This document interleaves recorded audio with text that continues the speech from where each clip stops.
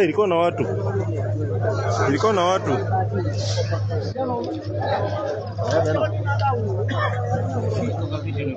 Welcome to the talk show table where we give you the latest updates. This is the city of Nairobi in the main city of Kenya, where rains have fallen and causing disaster, chaos and destruction. Let's have a look on the ongoing of Nairobi.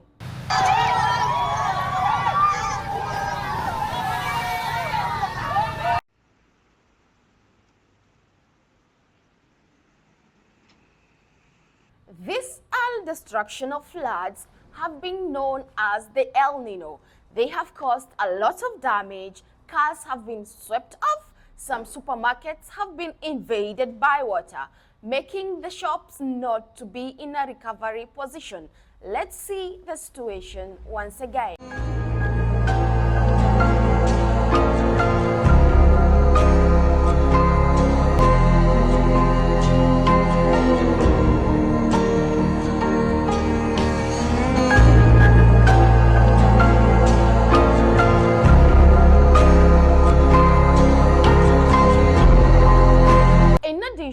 Most of the motorbike have been drowned and some have been found with dead bodies. About 24 people have been announced already dead.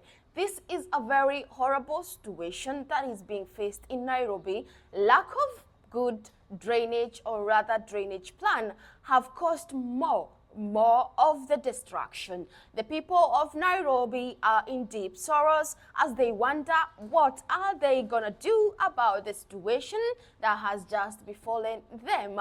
We just hope all goes well after this and all gets recovered with the help of the government. Ilikuwa na watu.